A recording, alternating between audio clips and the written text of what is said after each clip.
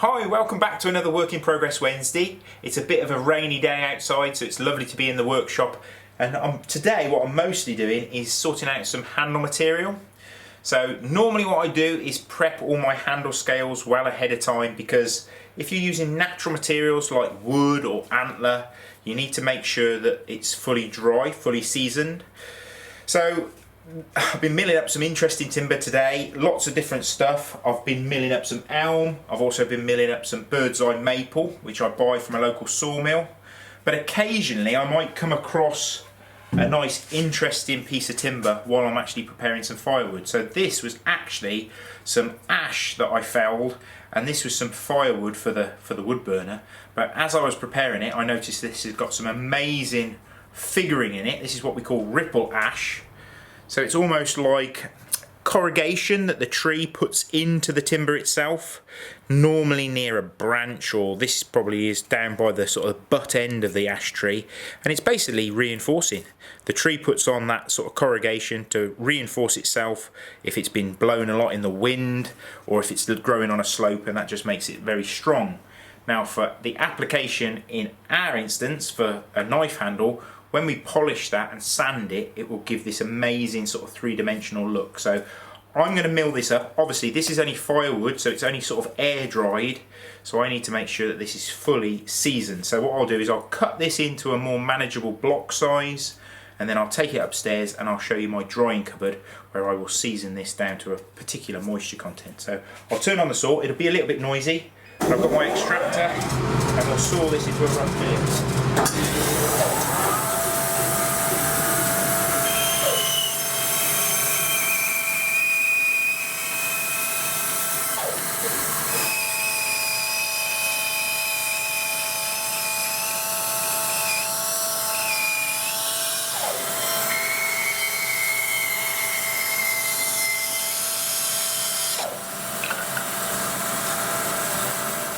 So I've rough cut these pieces of ripple ash somewhere near size.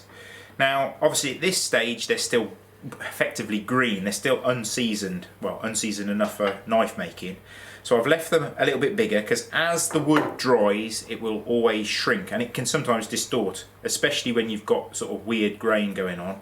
So I've got two sort of manageable pieces out of that piece of ripple ash, and obviously when you cut it on the bandsaw it looks dead flat, dead boring, but I know that that ripple will show through when it's on the finished knife and it's really sanded nice and smooth.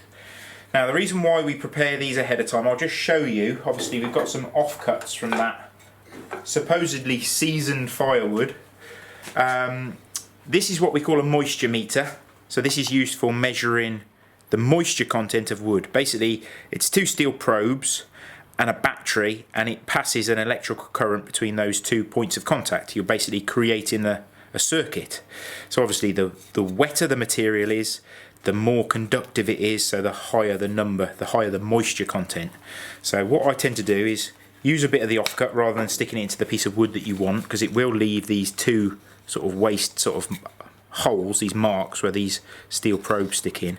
So give it a good old sort of push into the fibres, and then there's a high and a low button on my moisture meter. So basically you hit that one first, so obviously it's not reading on the high side, so it's relatively dry. So we hit the low side, so that's reading 12% moisture content. Now that's kind of almost acceptable for firewood, especially for ash, and that wouldn't take very long for that to dry out and burn quite well on your fire. But for a knife handle, if I put that on a full-tang knife now, it would dry out and it would shrink, and you'd be left with a very rough tang around the knife itself, and the rivets would protrude and things like that. So it's essential that I take this down, and I normally take it until it reads absolutely nothing on the moisture meter, which will probably be about maybe 3-4% moisture content, which will be fine for a knife handle. Now if I'm only using natural materials that aren't stabilised, I'll just dry them in my cupboard, which we'll go and show you. But if we want to stabilise that timber, we need to cook it even further. But first of all, we'll take this up and we'll dry this out slowly in my cupboard upstairs, which I've got a sort of low heater on there. So I'll show you my little stack of wood up there. So we've come upstairs and I've got some metal cupboards, and inside this one I've got my sort of crazy chaos that is my handle materials. So yes, don't judge me, it's kind of messy at the moment, but I've got lots of different things in there, and I try and keep some kind of order in my brain that I know things that I've put in recently, so obviously they need drying out a little bit longer. So I've got some weird sort of woods up here, I've got some desert ironwood, but basically I've got a metal cupboard with a little electric heater in there on a very low setting, so it just clicks on and clicks off and basically slowly dries out the timber that's in there. So what I'll tend to do is I'll put this ash in. I normally put it somewhere where it can get a good bit of airflow around it. So we'll pop that there. It's not a bad idea sometimes if you put a date on it, so if you want to keep track of it. But basically I'll leave that in there for probably at least a couple of months before we take it to the next stage. If I'm going to stabilise it, which I might do with this, just to make it even more sort of harder wearing. So once it's dried out down to about sort of 4% moisture content in here, we'll take it down to one of our ovens and dry it out even more. So we'll shut the door on that. Keep that nice bit of heat in there. So we're downstairs. So this is one of the ovens that I use for lots of different tasks. I use it for heating up large sheets of Kydex for making the pram cases. But today what I've got it being used for is I've got some timber that had been in the drying cupboard upstairs. I brought it down here, and I've got this little PID controller, which is basically instead of the thermostat on the oven, and I've set that at 102 degrees C. Basically you're taking, the way to think about it is water boils at 100 degrees C, so we're trying to boil off any kind of moisture that's left in that timber.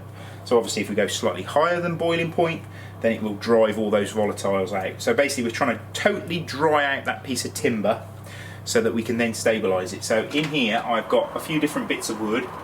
These have been in for probably about maybe 5-6 hours. So this is really warm to the touch, obviously.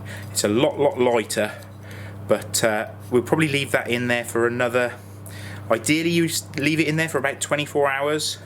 It kind of seems crazy, but you need to make sure that that's totally dry before the next process, which is basically soaking it in some sort of resin, which is a heat curing resin. So basically we will soak it in this cactus juice, which is a wood stabilising chemical, which we will then bake. We basically wrap it up in tin foil and then we bake it, and we produce these blocks. So basically it's our timber that we've cut up, dried, we've then cured it in the oven, we've then soaked it in resin, we've then put it in a vacuum chamber and drawn all the air out of it so that it basically forces the resin even further into the timber itself, and then we bake it, and you end up with these really rock hard pieces of timber which will be less prone to movement if you're taking it to a very wet environment. If you're taking it to a very sort of dry environment, it will try and keep it as stable as possible, and it also makes it very sort of nice to finish as well. You get a very high finish on there. So this is a piece of Massa birch that I've stabilised, and this is a piece of bird's eye maple. You can still see a little bit of tin foil stuck to it for where it was wrapped up. And what I'll do is I'll show you these finished on some of our knives. So this is some of that same material, that stabilised material on some finished knives. So we've got the Massa birch on this woodlander, which has got this amazing sort of natural flecking to it and the sort of two-tone finish. And then this is the bird's eye maple. So it looks kind of flat, but when you shape it, it exposes all these lovely little knots in it, hence why it's called bird's eyes. They look like little tiny little eye shapes. And both timbers are quite pale, but they're very tight grained, so they make a very good durable handle on a bushcraft knife. So that's what I've been working on in the workshop today. Hope you've enjoyed seeing what we've been working on, and remember to subscribe to the channel, and we'll see you next week.